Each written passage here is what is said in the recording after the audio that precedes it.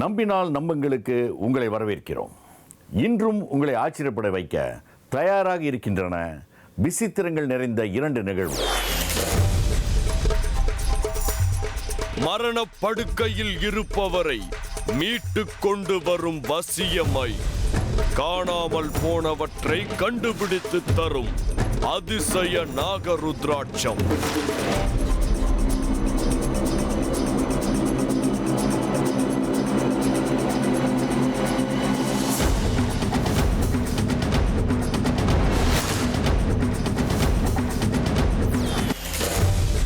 காளி உருவில் பிரம்மாண்டமாய் நின்று துர்சக்தியில் இருந்து விடுதலை அளிக்கும் துர்க்கையம்மன்.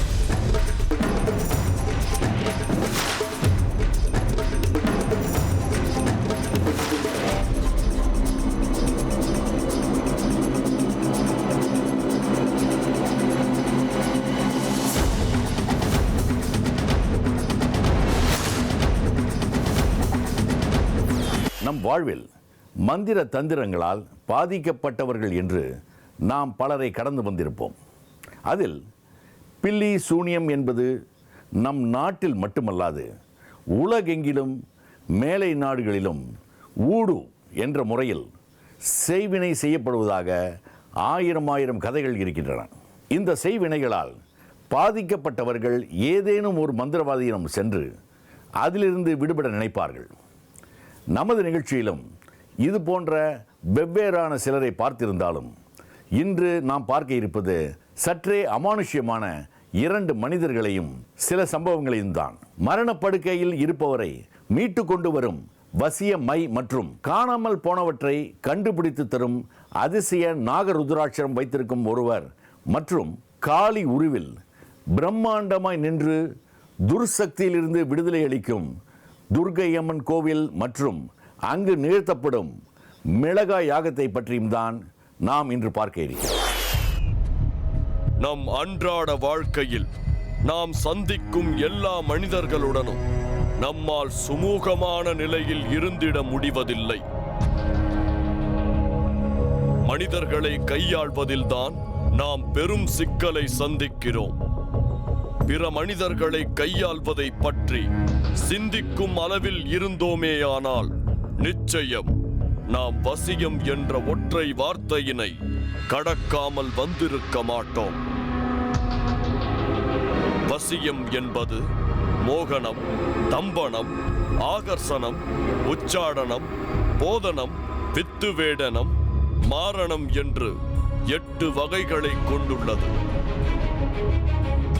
நடைமுறை வாழ்க்கையில் பயன்படுத்தும் பொழுது மந்திரம், எந்திரம், மூலிகை, அஞ்சனம் அல்லது மை என்ற 4 நிலைகளில் செயலாற்றி வருகின்றன என்பதை நாம் அனைவரும் கேள்விப்பட்ட ஒன்றாக இருக்கும். இந்த வசியம் பற்றி நாம் இன்னும் அதிகமான தகவல்கள் சேகரிக்க துவங்கிய போது நமக்கு பல சுவாரஸ்யமான நிகழ்வுகளும் தகவல்களும் கிடைக்க துவங்கியது. அதில் நிகழ்காலத்தில் வசிய முறையில் சிலவற்றை யாரும் அறிந்திருக்கவில்லை என்பதும் நமக்கு தெரிய வந்தது. இதனைத் தொடர்ந்து மேலும் நாம் விசாரித்ததில் இன்றும் ஒருவர் வசிய மையினை பயன்படுத்திக் கொண்டிருக்கிறார் என்பதும் அதனை கொண்டு ஊர் மக்களை பல சங்கடங்களில் இருந்து விடுவித்து வருவதனை பற்றியும் தெரிய வந்தது. இதனால் நமக்கு ஆர்வம் மேலெழ அதனைத் தொடர்ந்து ராஜபாளையம் நோக்கி பயணப்பட துவங்கியது நம்பினால் நம்புங்கள் குழு. அந்த பயணத்தில் நமக்கு தெரிய வந்த விஷயங்களை பற்றியும் பார்த்த சம்பவங்களை பற்றியும் தான் நாம் இன்று பார்க்கவிருக்கிறோம். திருநெல்வேலி மாவட்டம் ராஜபாளையத்தில் புதுப்பட்டி செல்லும் வழியில் அமைந்திருப்பதுதான் மம்சாபுரம் என்ற கிராமம். நாம் அந்த ஊர் எல்லையில் நுழைந்த போது அந்த கிராமமே எந்த ஆர்ப்பாட்டமும் இல்லாமல் அமைதியாக இயங்கிக் கொண்டிருந்தது.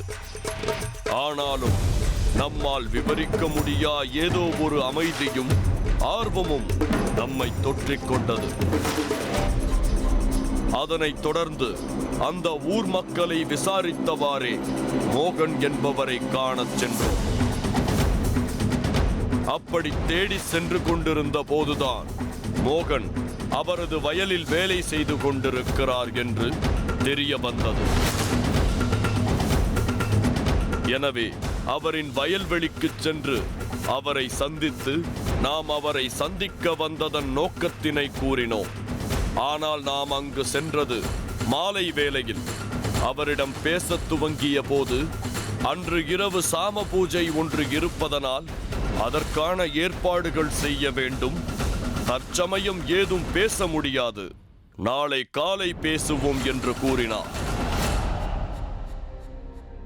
ஆனால் சாம பூஜை என்று அவர் கூறியதும் நாம் தயக்கத்துடன் நாங்களும் அங்கு வந்து அந்த பூஜையினை பார்க்க முடியுமா என்று வினவ, அதற்கு அவரோ சிரித்தவாறே, இன்று சாம பூஜை நிகழ்வது மரணப்படுக்கையில் இருக்கும் ஒரு இளைஞனுக்காக என்றும் அதில் பங்கு கொள்வது அவ்வளவு சிறப்பானதாக இருக்காது என்றும் கூறினார். ஆனாலும் அவரை வற்புறுத்தி நாம் அதில் கலந்து கொண்டு அதனை படம் பிடித்தே ஆக வேண்டும் என்று கூற அவர் எங்களையும் உடன் அழைத்துச் செல்ல ஒப்புக்கொண்டார். அதனைத் தொடர்ந்து சாம பூஜைக்காக நாமும் தயாரானோம். ஆனால் நமக்கு அடுத்த கட்டமாக அந்த இளைஞர் மரணப்படுக்கையில் இருப்பதற்கான காரணம் என்னவென்று தெரிந்து கொள்வதிலேயே எண்ணம் மேலோங்கி இருக்க அவரிடம் அந்த கேள்வியினை வைத்தோம். அப்போது அவர் கூறிய பதில் நமக்கு சற்று பயத்தினை வரவழைத்தது. அந்த இளைஞர் மரணப்படுக்கையில் இருப்பதற்கான காரணம் பில்லி சூன்யம்தான் என்றார். இதனை கேட்டு முடித்தவுடன் நாம் சாம பூஜைக்கு சென்றோம். அடர்ந்த இருளை போர்த்திக் கொண்டு மொத்த அமானுஷ்யத்தின் வடிவாய் இருந்தது ஆள் அரவம் இல்லாத அந்த காடு. இருளில் நாம் பயணித்துக் கொண்டிருந்தோம். நமக்கு முன்னால் மோகன் அவர்கள் வழிகாட்டி நடந்து சென்று கொண்டிருந்தார்.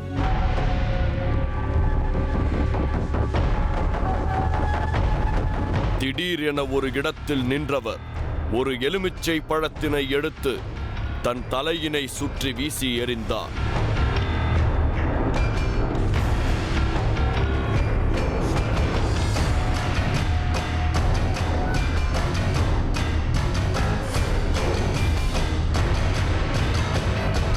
பின் இடுகாட்டில் ஒரு இடத்தினை அடைந்ததும் மோகன் அவர்கள் தோளில் இருந்த ஒரு துண்டினை இடுப்பில் கட்டிக்கொண்டு தன்னுடன் கொண்டு வந்திருந்த பையினில் இருந்து பூஜை பொருட்களை வெளியே எடுக்கிறார்.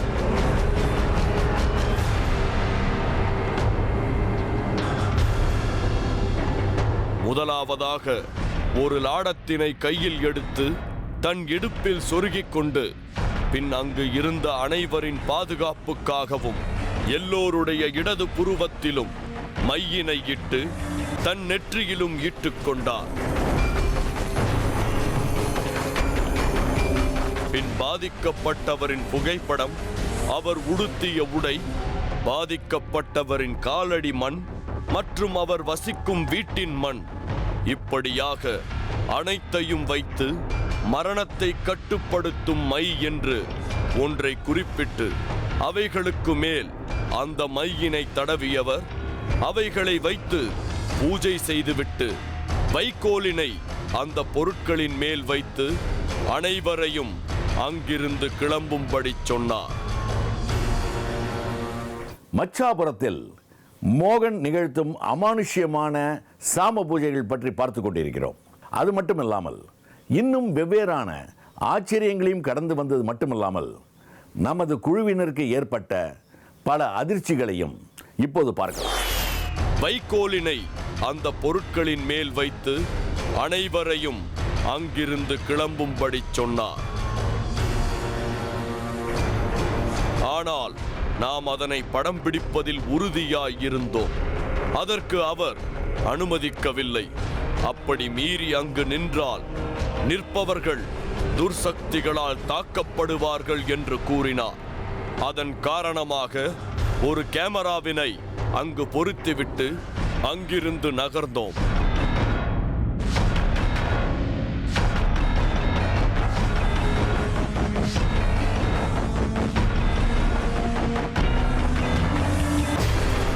நம்முடனே மோகன் அவர்களும் வந்துவிட நாம் அங்கிருந்து விலகி வந்து காத்திருந்த சற்று நேரத்தில் அந்த பூஜையில் வைக்கப்பட்ட பொருட்கள் தானாய் தீப்பற்றி எரியத் துவங்கியது.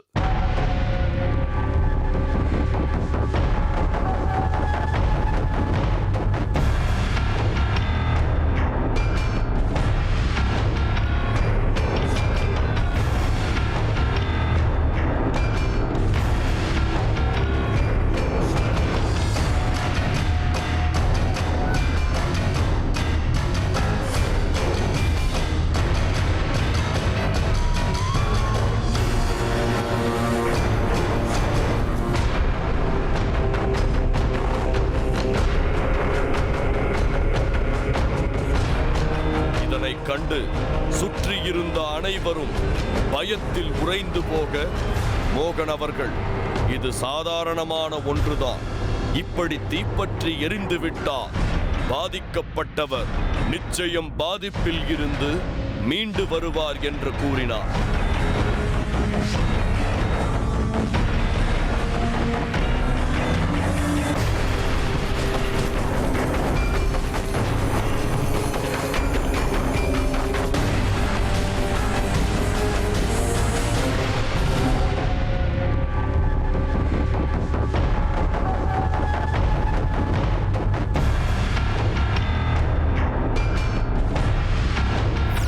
நம்ம சுடுகாட்டில் வச்சு பார்த்தோம். அந்த பையனுக்கு செய்வன கோளாறால் செத்துப்போன்னு இருக்குது. ஆனால் ஆயுள் காலம் இருக்குது, இருந்தாலும் செய்வன கோளாறில் படுத்து படுக்க ஆகிட்டான். அவனால் ஒன்றும் செய்ய முடியல. அவனும் பல இடத்துல பார்த்து கடைசியில் என்னை கூப்பிட்டு போய் பார்த்தேன். அதுக்கு என்ன செய்யணும்னா, அவனோட உடைமைகள், அதாவது நகம், முடி, அவன் போட்டிருக்க சட்டையில் கொஞ்சம் கிழித்து, அவன் தடத்து மண், இந்த மாதிரி அவன் போட்டால், அவன் ஜாதக செராக்ஸ், இந்த மாதிரி ஏதாவது எல்லாம் எடுத்து கொண்டு போய் அவன் செத்து போனால் என்னென்ன செய்யணுமோ அது மாதிரி சுடுகாட்டில் வச்சு செஞ்சிட்டோம்னா அவன் பழச்சிக்கிறான். இதுதான் அன்றைக்கி நம்ம சுடுகாட்டில் செஞ்சு காமிச்சோம். அந்த சாம பூஜையினை தொடர்ந்து அந்த பகுதியை சார்ந்த ஒருவர் கண்ணடி, ஏவல் போன்றவைகளால் பாதிக்கப்பட்டிருந்ததால் அவரை அழைத்து வந்து இடுகாட்டிற்கு சற்று முன் இருக்கும் நடுகாட்டில் அமர்த்தி முட்டைகளும் எலுமிச்சைகளையும் வைத்து இதற்காக பயன்படுத்தப்படும் மையினை முட்டை மற்றும் எலுமிச்சைகளின் மேல் தடவி அதனை தீயிடுகிறார்.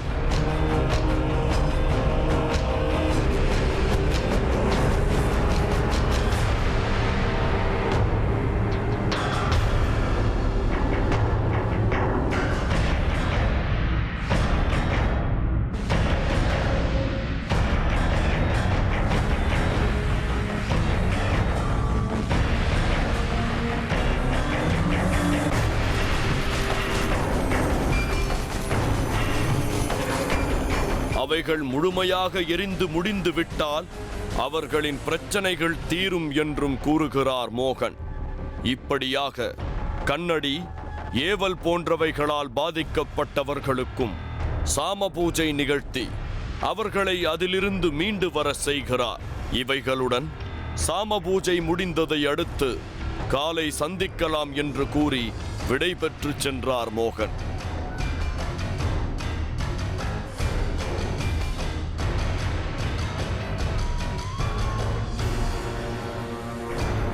மறுநாள் காலையில் நாம் அவரை சந்திக்கச் சென்ற போதுதான் அவர் நம்முடன் சற்று இயல்பு நிலையில் பேசத் துவங்கினார்.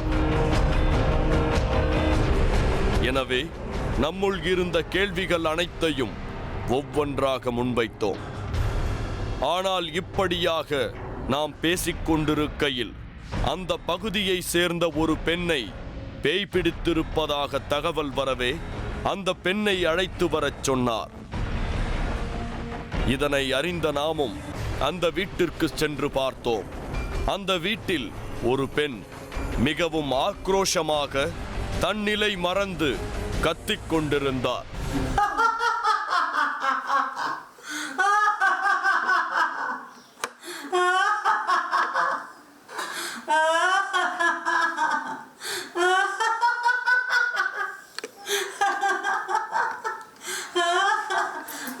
அப்படி இருந்த அந்த பெண்ணை கட்டுப்படுத்தும் முயற்சியில் ஈடுபட்டவர்களை அவர் தாக்கிக் கொண்டிருந்தார். அந்த பெண்ணை மோகன் வீட்டிற்கு அழைத்துச் சென்றார்.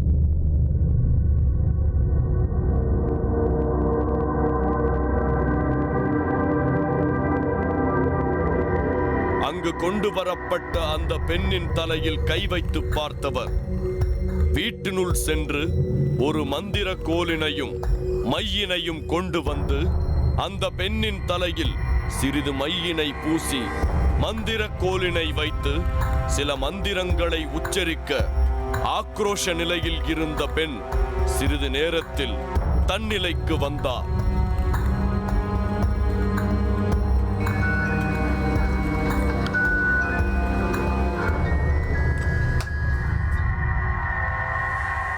அதன் பின் சில பொருட்களை எழுதி கொடுத்து அதனை பயன்படுத்தும் முறைகளையும் அந்த பெண்ணுடன் வந்தவர்களிடம் கூறி இன்னும் 2 நாட்களில் பூரணமாக குணமடைவார் என்று சொல்லி அனுப்பினார். 6 மாதத்துக்கு முன்னாடி அக்காவுக்கு உடம்பு சரியில்லாமல் நைட்டு தூக்கத்தில் சேலை கிழிக்க புலம்ப ஒரு மாதிரியாவே அப்படியே இருந்துக்கிட்டே இருந்துச்சு. ரொம்ப தூக்கி எறிய அது இதுன்னு ரொம்பவும் பிரச்சனை பண்ணிக்கிட்டே இருந்துச்சு. அப்புறம் ஐயா கிட்ட எங்கள் அக்காவை கூப்பிட்டு வரவும் அங்கே வந்து ஐயாட்ட வந்து ஐயா கூப்பிட்டு இந்த மாதிரியா ஐயா இந்த மாதிரியா ரொம்ப ஆக்ரோஷமாக இருக்குது அப்படின்னு சொல்லவும் என்னம்மா செஞ்சிச்சுன்னு கேட்டார். ஐயா கேட்கவும் நாங்கள் இந்த மாதிரி 6 மாதத்துக்கு முன்னாடி இப்படியெல்லாம் இருந்துச்சு ஐயா, இப்போ இன்றைக்கி ரொம்ப அபூர்வமாக ரொம்ப கிளிக்க அது இதுன்னு செய்ய ரொம்ப ஆட்டத்தில் இருக்குன்னு சொன்னோம். உடனே ஐயா என்ன செஞ்சார், உள்ளே போய் மைய எடுத்துகிட்டு வந்து தலையில் வச்சார். வைக்கவும் கொஞ்சம் பார்த்தா கொஞ்சம் அப்படியே சாந்தமாக கொஞ்சம் ஆயிடுச்சு. ஆகவும் கொஞ்சம் அதுக்கடுத்து கொஞ்சம் அமைதியாகவும் சரி ஒரு 2 நாள் கழித்து கொஞ்சமாக சரியாகும் அப்படின்னு சொல்லிட்டார் ஐயா. ஒரு 4 பொருள் வேற எழுதி கொடுத்தாரு.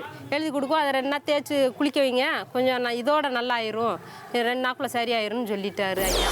அதன் பின் நாம் நம் கேள்வியினை துவங்கவே மோகன் அவர்கள் முதலில் பேயினை விரட்டும் வசிய மையினை பற்றியும் அதன் செய்முறைகளை பற்றியும் கூறினார்.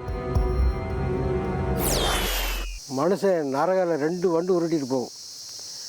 அதை அப்படியே என்ன செய்யணும், அந்த நரகலையும் அந்த 2 வண்டையும் சேர்த்து ஒரு துடியான காளிமங்கல்னு சொல்லுவாங்கள்ல, துடியான தெய்வம்னு சொல்லுவாங்க. அப்படி தெய்வத்தில் கெட்டி கலத்தி போட்டிருப்பாங்க. அந்த பாவாடை சேலை இருக்கும், எண்ணெய் மக்கா இருக்கும், கரையாங்கரையாக அரிச்சு போய் கிடக்கும்.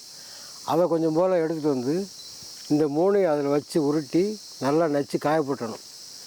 சித்தாமனுக்கு எண்ணெய் வாங்கிட்டு வந்து இந்த காஞ்சி இருக்கிறத நல்லா பொட்டை நம்ம கட்டி ஒரு கிளியஞ்சட்டிக்குள்ளே வச்சு அதில் எண்ணெய் ஊற்றிடணும்.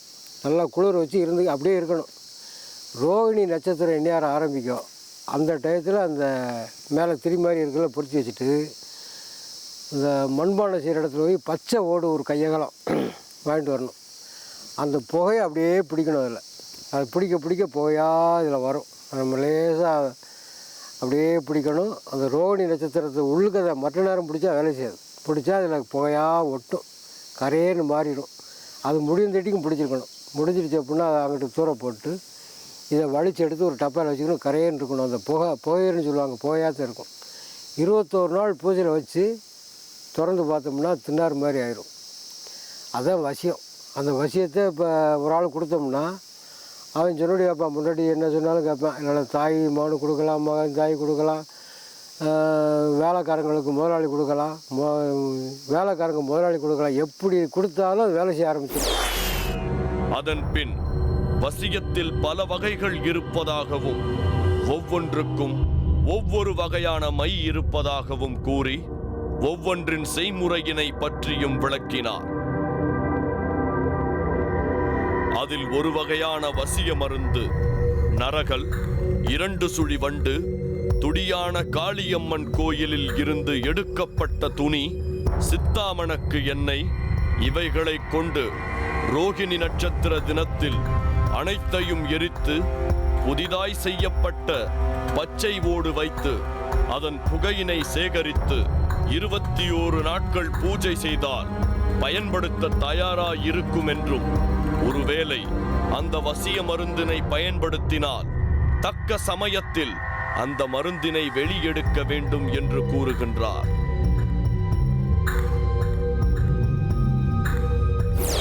வசியம் கொடுக்குறது எப்படின்னா என்கிட்ட வாங்கிட்டு போவாங்க. இந்த இவ்வளோ இருக்கும், இவ்வளோ ஆழம் கொடுத்து விடுவேன். மை கொடுத்தா மேலே தடவுறது. வசியம் உள்ளே கொடுக்குற வசியம் கொடுத்து விட்டோம்னா, லேசாக கொடுத்து விட்டோம்னா அதை முணுக்கி 3 பொங்கா வச்சுக்கணும். நல்லா முணுக்கணும், இல்லைன்னா படிஞ்சிடும். சாப்பாட்டில் கொடுக்கலாம். கறி, மீன், கருவாட்டில் கொடுக்கக்கூடாது. தண்ணி அடித்த ஆளுகளுக்கு கொடுத்தாலும் லேட்டாக வேலை செய்யும், உடனே வேலை செய்யாது. தண்ணி அடியாமல் நல்லா இருக்கிற ஆளுகளுக்கு, ஆணுக்கோ பொண்ணுக்கோ நைட்டு சாப்பாட்டில், பகல் சாப்பாட்டில் கொடுக்கக்கூடாது. லேசாக ஒரு 2 சோறை வைக்கணும். லேசாக அப்படி தீ விட்டு மேலே ஒரு 2 சோறை வச்சு மேலே குழம்பு ஊற்றி வச்சுன்னா அவங்க சாப்பிட்ருவாங்க. மிச்சது இருந்தால் யாரும் சாப்பிடக்கூடாது, ஊரில் தான் போடணும். ஏன்னா மிச்சம் சாப்பிட்டாச்சுன்னா 2 வேலை செய்யாமல் போயிடும். அவங்க யார் வசியம் கொடுக்காங்களோ அந்நேரம் என்ன நினச்சி கொடுக்காங்களோ அது கரெக்டாக நடக்கும். அவங்க வசியம் கொடுக்கும்போது என்னத்தையா ஒன்று நினச்சிக்கிட்டு கதையாகாது. பிற ஐயா உங்கள்கிட்ட வாங்கிட்டு போனோம் கேட்கலன்னா அவங்க கரெக்டாக நடந்திருக்க மாட்டாங்க. இல்லை ஒரே நாளில் மொத்தமாக கொடுத்துருப்பாங்க, அது வேலை செய்யாமல் போயிருக்கும். ஐயா நேற்று ஒரு ஃபங்க்ஷனுக்கு போனாங்க, கறி சாப்பிட்டோம்னா அது வேலை செய்யாது. இந்த மாதிரி நிறைய பேர் ஏமாந்து, ஏன்னா அதெல்லாம் அவங்க நேரத்தை பொறுத்து இருக்குது. கரெக்டாக அப்படி அந்த வசியம் கொடுக்கும்போது வீட்டுக்கு விளக்கமாகி அந்த மாதிரி வீட்டுக்குள்ளே யாராக இருந்தாலும் அது வேலை செய்யாது. ரொம்ப அவங்களுக்கு நல்லட்டே இருக்கணும். நம்மகிட்ட வாங்குகிற பொருள் அவங்களுக்கு நல்லட்டே இருந்தால் தான் அது வேலை செய்யும். இதனைத் தொடர்ந்து மோகன் தன் சிறுவயதில் இருக்கும் போதே மாந்திரீகம், வசியம் ஆகியவற்றில் நாட்டம் ஏற்பட்டதாகவும் அதிலிருந்து தொடர்ச்சியான தேடுதல்களின் மூலமேதான் பல குருமார்களை கண்டடைந்ததாகவும் அவர்களிடம் இருந்துதான் இவைகளை கற்றுக்கொண்டதாகவும் கூறுகிறார். அப்படி ஒரு படிக்கணுங்கிற ஆர்வத்தில் அப்படியே போய்கிட்டு வந்துக்கிட்டு இருக்கும்போது ஒரு 7-8 வருஷம் கழித்து ஒரு சாது தச்சையெல்லாம் வீட்டுக்கு வந்தார். அது நான் படியில் உட்காந்துருந்தேன். வந்தவுடனே நல்லா உருவம், இந்த சினிமாக்களில் பெரிய ரிஷிகள் வர்றது மாதிரி சடை, வேட்டி, மரச்செருப்பு போட்டு டக்குன்னு ஏறினார். உருவம் பார்த்தீங்கன்னா சைஸ் இவ்வளோ வேண்டி இருக்கும். செவ்வத்தாள் 2 படி ஏறி நின்றுக்கிட்டு, தம்பி சாப்பாடு கொடு அப்படின்னாரு. எங்கள் வீட்டில் இப்போ யாரும் எல்லாம் காட்டுக்கு போயிட்டாங்க. சரி வாங்கன்னு சொல்லி இலையை போட்டு சாப்பிட வச்சேன். இவ்வளோதான், அதுக்கு மேலே போதுன்ட்டார். அதில் ஒரு உருண்டை சாப்பிட்டு ஒரு உருண்டை எனக்கு கொடுத்தாரு. நான் பிற சாப்பிட்டுக்கிறேன் சாமி அப்படின்ட்டு. அப்படியே வச்சுட்டு சாப்பிடு அப்படின்ட்டு கை கழுவிட்டு எழுச்சிட்டார். அப்படியே என்ன செஞ்சார், ஒரு ருத்ராட்சத்தை கையில் கொடுத்து இதை வச்சு டெய்லி பூஜை பண்ணு அப்படின்ட்டு போயிட்டார். நான் சரின்னு வாங்கிட்டேன். அது பார்த்தீங்கன்னா தெல்லுக்காய் செய்திருக்கும். மேலே பாம்பு படம் எடுத்த மாதிரி நல்லா கண், மூக்கு எல்லாமே பாம்பு தான் அப்படி இருக்கும். எனக்கு அதை பற்றி ஒன்றும் தெரியல. நான் பத்தி சூடம் காமிச்சிக்கிட்டு நான் பாட்டுக்கு இருந்தேன். இப்படி யாராவது முக்கியமான ஆளுங்க வந்து அதை எடுத்து காட்டுவேன், இந்த மாதிரி இருக்குது அப்படின்னு. அது அங்கங்கே போய் நிறைய பேரை பார்க்க வந்தாங்க. அது மட்டுமல்லாமல் தன் சிறுவயதில் வீட்டில் தனியே இருந்த சமயம் வீட்டிற்கு சந்நியாசி வந்ததாகவும் தங்கள் வீட்டில் உணவு உட்கொண்டதாகவும் அவர்கள் உண்ட உணவின் மீதியினை தன்னை உண்ணுமாறு அறிவுறுத்தியதாகவும் அவர் வீட்டை விட்டு செல்லும் போது ஒரு அரிய வகை நாகருத்ராட்சத்தை அளித்ததாகவும் அதன் அருமைகள் தனக்கு நீண்ட நாட்கள் தெரியாமல் இருந்ததாகவும் பின் நாட்களில் வெவ்வேறு இடங்களில் இருந்து சிலர் வந்து அந்த நாகருத்ராட்சத்தை பற்றி விசாரித்து செல்வதாக கூறியவர் இந்த ருத்ராட்சத்தை பற்றி பல வியப்பிற்குரிய தகவல்களை கூறினார். அதாவது இந்த நாகருத்ராட்சத்தை பாலில் ஊற வைத்தால் அந்த பால் நீல நிறமாக மாறிவிடும் என்றார்.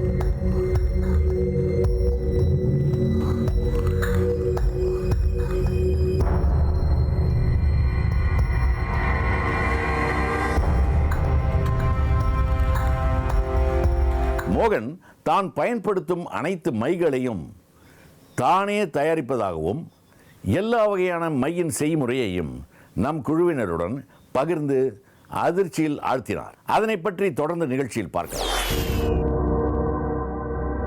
இந்த நாகருத்ராட்சத்தை பாலில் ஊற வைத்தால் அந்த பால் நீல நிறமாக மாறிவிடும் என்றார்.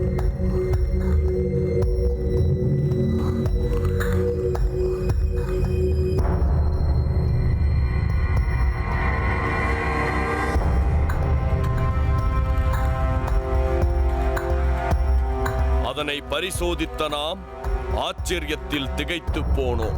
அதனைத் தொடர்ந்து அரிசி குவியலில் இந்த ருத்ராட்சத்தை புதைத்தால் அது தானாக மேலெழுந்து வரும் என்றும் இதன் அருகில் மயில் தோகையினை கொண்டு சென்றால் பாம்பு சீரும் சத்தம் கேட்கும் என்று கூறியதை கேட்டு எல்லாவற்றையும் நாம் சோதித்ததில் அனைத்தும் நிகழ்ந்தது. இதனைத் தொடர்ந்து இந்த நாகருத்ராட்சம் இன்னும் பல மகிமைகளை நிகழ்த்தி இருப்பதாகவும் பலரின் நோய்களை தீர்க்கிறதென்றும் கூறினார். மக்களின் பிணிகளை போக்குவது மட்டுமின்றி இந்த நாகருத்ராட்சத்தின் மகிமையினால் பல காணாமல் போன பொருட்கள் கிடைத்திருப்பதாகவும் கூறுகிறார்கள் ஊர் மக்கள். சமீபத்தில் வீட்டில் வைத்திருந்த நகைகள் தொலைந்து போனதாகவும் அப்படி பொருளை பறிகொடுத்தவர்களின் பெயரையும் அந்த பொருளையும் காகிதத்தில் எழுதி வைத்தால் ஒரு வாரத்திற்குள் காணாமல் போன பொருட்கள் கிடைத்து விடுகிறது என்று கூறுகிறார். இது மட்டுமல்லாமல் காணாமல் போன நபர்களை கூட இந்த நாகருத்ராட்சத்தின் அருளால் திரும்ப கண்டுபிடித்திருக்கிறோம் என்று கூறுகிறார். இப்படியாக வசியமையின் மூலமும் நாகருத்ராட்சத்தின் மூலமும் மம்சாபுரம் மக்கள் மட்டுமல்லாமல் வெவ்வேறு பகுதி மக்களும் கூட பயனடைந்து வருகிறார்கள்.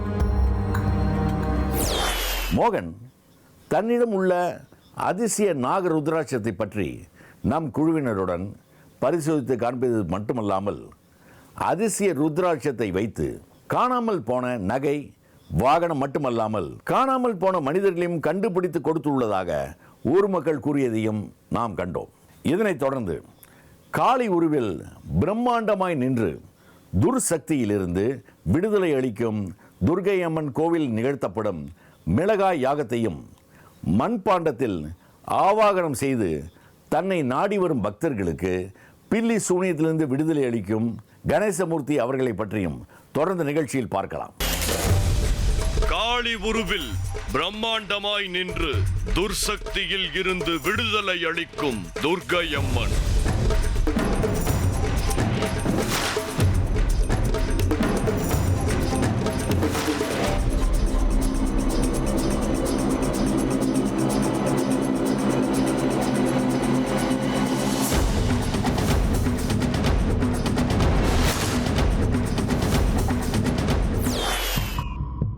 காளி என்று சொன்னால் நம்முள் அனிச்சையாய் தோன்றும் உருவம் சற்று விகாரமாய், பெரிய கண்கள், நீண்ட நாக்கு இப்படியானவைகளாகத்தான் நம் நினைவில் வரும்.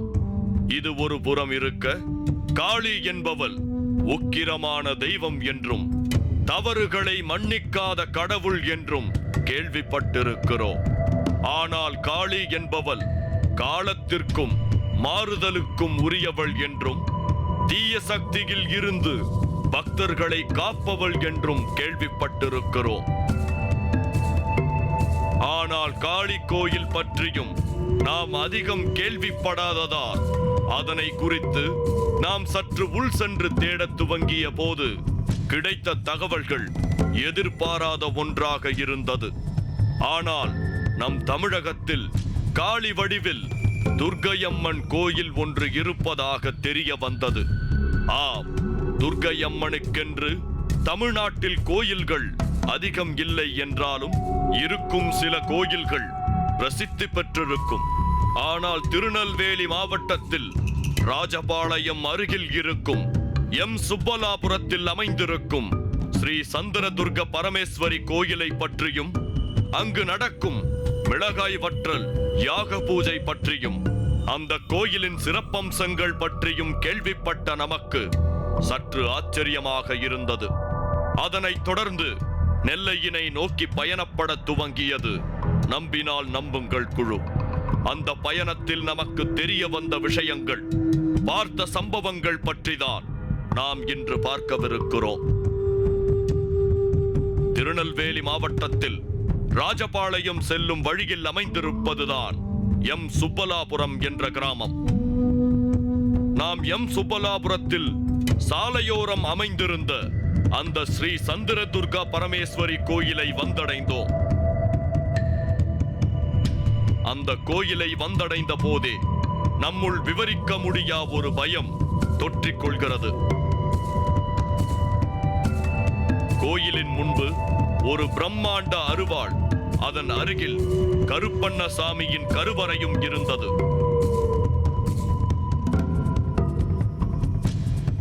எங்கும் இல்லாத அளவில் அந்த கோயிலில்தான் கருப்பண்ண சாமிக்கென்று பிரம்மாண்டமான அருவாள் வைக்கப்பட்டிருக்கிறது என்பதை அங்கு வந்த பிறகுதான் நாம் அறிந்தோம். அதனை அடுத்து பிரம்மாண்டமான 82 அடி உயரத்தில் காளி வடிவில் இருக்கும் ஸ்ரீ சந்திரதுர்க பரமேஸ்வரி சிலை நிறுவப்பட்டிருந்தது.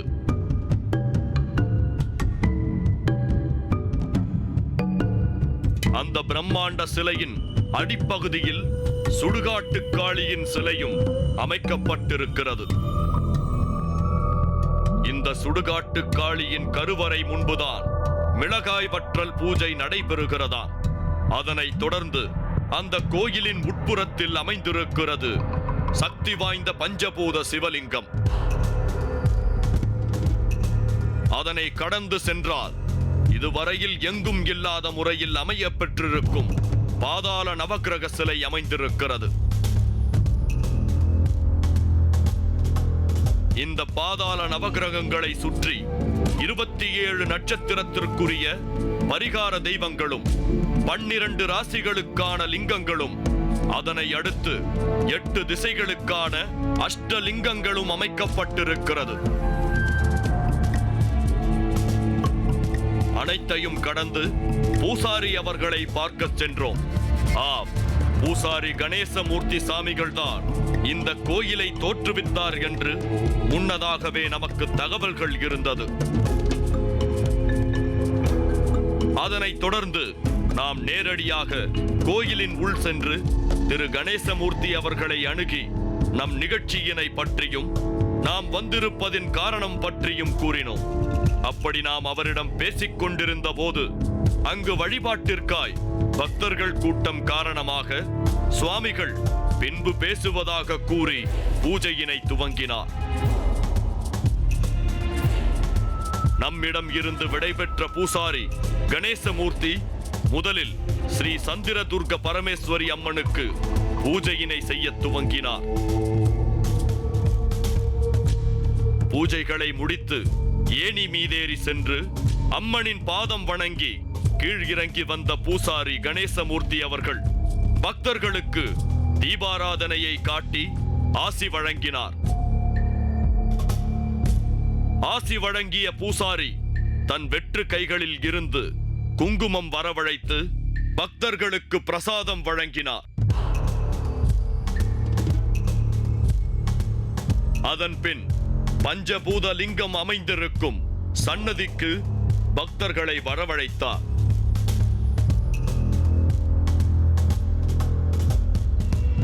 பஞ்சபூத லிங்கத்திற்கான பூஜையினை முடித்து பிரசாதம் வழங்கியவர் தானும் பஞ்சபூத லிங்கத்தினை வணங்கி பக்தர்களை நோக்கி தன் கைகளை உயர்த்தி வெற்று கையினை அசைத்தவாறே கூட்டத்தில் இருந்த ஒருவரின் கைகளை பூசாரி தன் கைகளால் மூடினார்.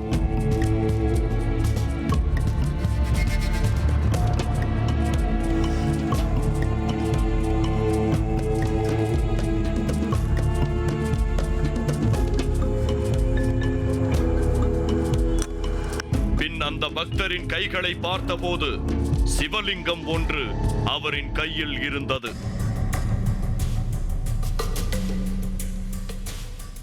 இப்படியாக பூஜைகளை நடத்தி முடித்து வந்த பூசாரியிடம் நாம் பேசத் துவங்கிய போது இன்று இரவு மிளகாய் யாகம் நடக்கவிருப்பதாகவும் அதன் பின் தான் பேசுவதாகவும் கூறி தற்போது சித்தர் குகைக்கு பூஜை செய்ய செல்லவிருப்பதாக கூறினார். நாமும் உடன் வருவதாக தெரிவித்த போது அதனை முதலில் மறுக்கவே செய்தார் பூசாரி.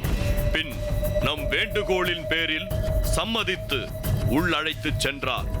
அங்கு சென்று பார்த்தபோதுதான் சித்தர் குகையில் 18 மண்பாண்டம் வைத்து அதன் நடுவில் கலசம் போல் ஒன்றையும் வைத்து வழிபாடு செய்து வருகிறார் பூசாரி என்பது தெரிய வந்தது.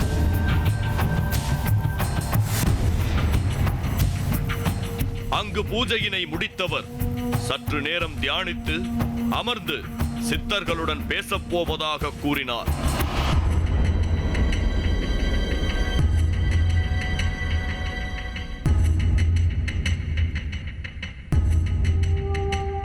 இதனை கேட்ட நமக்கு சற்று வியப்பாக இருந்தாலும் நிகழப்போவதை பார்ப்பதற்காக சற்று காத்திருந்தோம்.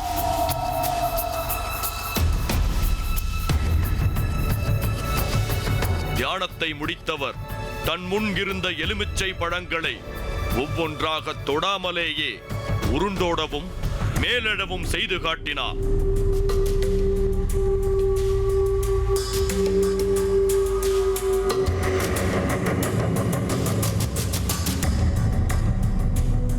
நாம் இதை பற்றி மேலும் கேட்டபோது 18 பாண்டத்திலும் 18 சித்தர்களை சரியான முறையில் ஆவாகனம் செய்து நீண்ட நாட்களாக பூஜை செய்து வருவதாக கூறினார். நம் நாட்டில் உள்ள ஆலயங்களில் பலவிதமான பூஜை முறைகளும் பலவிதமான நேர்த்திக் கடன்களும் நடைபெறுகிறது. அவைகளை நமது நிகழ்ச்சியிலும் பார்த்திருக்கிறோம். ஆனால் தற்போது நாம் பார்த்து வரும் கோவிலில் நடைபெறும் வினோத வழிபாடான மிளகாய் யாகம், அதனை நமது குழு படம் பிடித்த போதே ஏதேனும் விபரீதம் நிகழ்ந்ததா என்பதை பற்றி தொடர்ந்த நிகழ்ச்சியில் பார்க்கலாம். இதனைத் தொடர்ந்து இரவு நேர பூஜையான மிளகாய் வற்றல் பூஜைக்கு நேரமாகிவிட்டதாக கூறி நம்மையும் பிரம்மாண்ட சிலைக்கு பின்புறம் இருக்கும் பரிகாரக்காளி சந்நிதிக்கு அழைத்துச் சென்றார். நாம் செல்லும் முன்னதாகவே பக்தர்கள் வந்திருந்தனர். அங்கு வந்த பூசாரி காளி அமைந்திருக்கும் கருவறையினுள் சென்று சில பூஜைகளை செய்ய துவங்கினார். அந்த பூஜையினை முடித்து யாகம் ஒன்றினை வளர்க்க துவங்கினார். பின் மீண்டும் கருவறைக்குள் வந்தவர் கூடியிருந்த பக்தர்கள் அவரவர்கள் வீட்டிலிருந்து கொண்டு வரச் சொல்லியிருந்த எலுமிச்சைகளும் முட்டைகளையும் வாங்கி காளியின் காலடியில் வைக்கப்பட்டிருந்த மையினை எடுத்து தடவி எலுமிச்சை பழத்தினையும் முட்டையினையும் காளியின் காலடியில் வைத்தார்.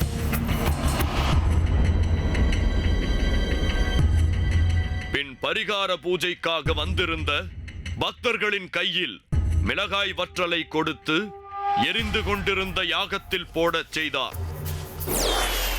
சுடுகாட்டு மேனகாளி யாரு? துர்கா பிரித்திங்கிற விளம் சேர்ந்த இந்த பார்வதி தான் சேர்ந்தது தான் துர்கா. துர்காலும் சேர்ந்தான் காளி, சக்தி கிரேசத்தை எனக்கு சேர்ந்தான் காளி. அந்த துர்கா சுடுகாட்டு மேனகாளி எப்படி அவதாரம் எடுக்கிறான்? பெரிய கொடியவன். அந்த பார்வதியுடைய அழகை பார்த்து அவளை அபகரிக்க வரும் பொழுது அவள் இடம் கொடுக்காதனால நான் சிவனுடைய வேஷம் போட்டு உன்னை அபகரிச்சணும்னு சொல்லி அந்த அரக்கன் வரும் பொழுது அவனை சூரசங்காரம் பண்ணி அவன் தலை காத்து தொங்க விட்டு கையில் பிடிச்சிட்டு இருப்பான். கீழே சிவன் வேஷத்தில் படுத்திருப்பான். அந்த தீய சக்தியில் அழிக்கவா சுடுகாட்டு மயான காளி, மகா மயான காளி தான். அந்த மயான காளியை பிரசவம் பண்ணிருக்கேன். அந்த தீய சக்தி அழிக்கிறது பில்லி, சூனியம், முகமாத்து, ஏவல், பேய், பிசாசு. ஒருத்தனை கொத்தம் பிடிக்கலன்னா தீய சக்தியில் இருக்க காசுக்கு ஆசைப்பட்டு என்ன செய்வாங்க அந்த தொழிலாளிகள்? ஏதாவது மண் எடுத்துகிட்டு வா, அதை செஞ்சுட்டு வச்சுட்டு வா, நான் உன்னை செய்வனை செஞ்சு ஏதாவது தீய சக்தியில் ஏதாவது பண்ணிட்டாங்கன்னா இவனுக்கு கொஞ்சம் தொந்தரவு ஏற்பட்டதுனால மிளகாயாக மிளகியாக எத்தா பெரிய தீய சக்தி.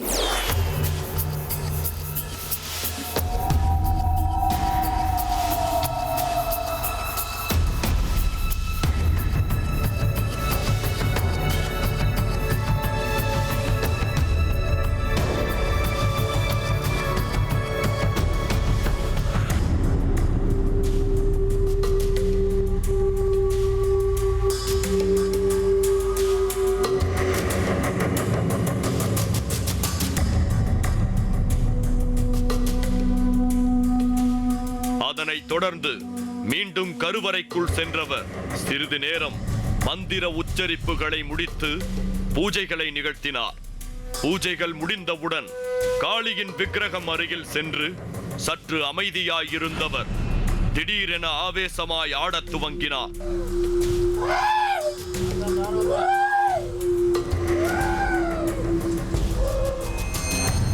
ஆவேசமாய் ஆடத் துவங்கியவர் கருவறையின் உள் இருந்த காளியின் காலடியில் வைக்கப்பட்டிருந்த முட்டையினை கையில் எடுத்துக்கொண்டு வெளிவந்தவர் பரிகார பூஜைக்காக வந்திருந்த பக்தர்களிடம் முட்டையினை கொடுத்து உடைக்குமாறு கூறினார். அதில் முதலாவதாக உடைத்த முட்டையில் வெள்ளை நிற பொடிகள் இருந்தது. இரண்டாவதாக உடைத்த முட்டையில் ரத்தம் இருந்தது.